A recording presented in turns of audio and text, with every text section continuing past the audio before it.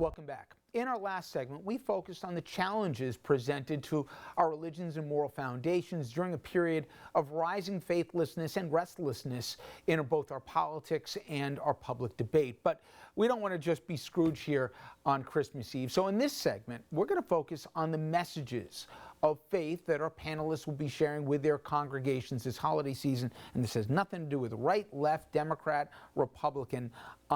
This is messages that I think we all could use. So give an idea as to when people gather in Hanukkah and they sit before you, what are some of the messaging that you're trying to convey and that you hope you leave them with? I think that Hanukkah is actually a minor holiday in our tradition that somehow has become over time parodied with Christmas because of the need to feel connected in some way.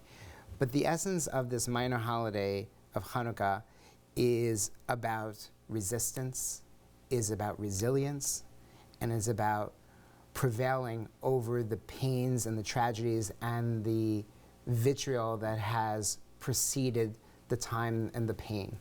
And so in these dark months, we cast a light, and that light is called the Shamash.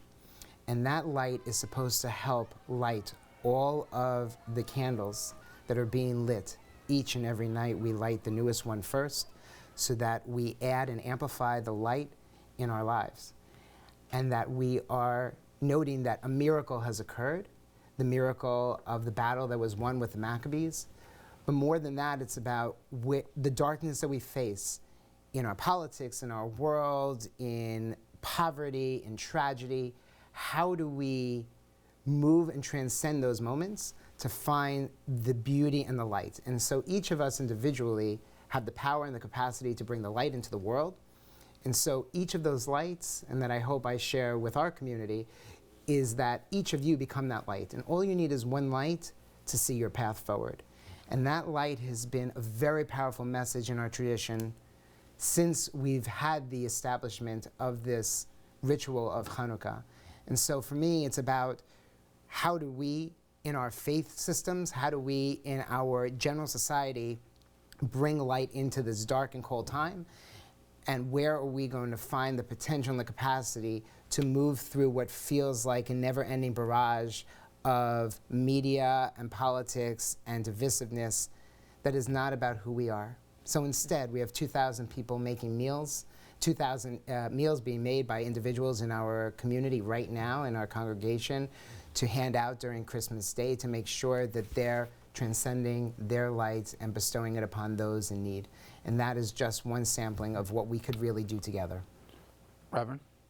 So Charlie Brown was discouraged, and nothing he could do seemed to work out right. And he stood and he asked one of the most profound questions you could ever ask during this season. What is the meaning of Christmas? And Linus, on the stage by himself on a spotlight, said, and there were angels watching their flocks by night. And there appeared among them a heavenly host saying, peace on earth, goodwill toward men. What we did with that is imported the idea of shalom, Rabbi. The thing about peace is that it's so fragile and it can be affected by so many different things. And I think that's what this administration really did. It disturbed the peace. The power and the presence of shalom is something that goes beyond peace. So that even if the circumstances create chaos and create fear, shalom is something that comes in over and above that. So no matter what your circumstance is, you can still be at peace. You can still experience comfort. And so our message is hope. It is joy. It is peace. You know, Andrew, for me, the thing that I was trying to put a finger on what's bothered me most in the last 3 years, and we all remember in the awful immediate and in immediate aftermath of 9/11, we were together.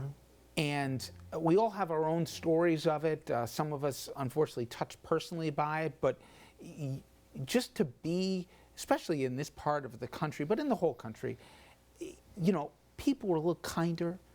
People held the door, people gave up the seat, people asked how you were doing, and the capacity's there, but it's almost like we've been going out of our way to have nothing in common with each other, when I think, that's part of what makes this country so unique, is we come from so many different places and we have more in common and more of a shared goal than, and I'm as cynical as the next guy, but I believe that. And I think it's been made much more difficult to believe in that in the last few years, and I hope we come back to that. I've been looking at it from the other end. I'm not, kumbaya moments are few and far between, but to me, the message would be live your life, love what you love, but at the same time, allow that same freedom for everybody else, because their passions and their lives almost never interfere with yours in ways beyond what you perceive.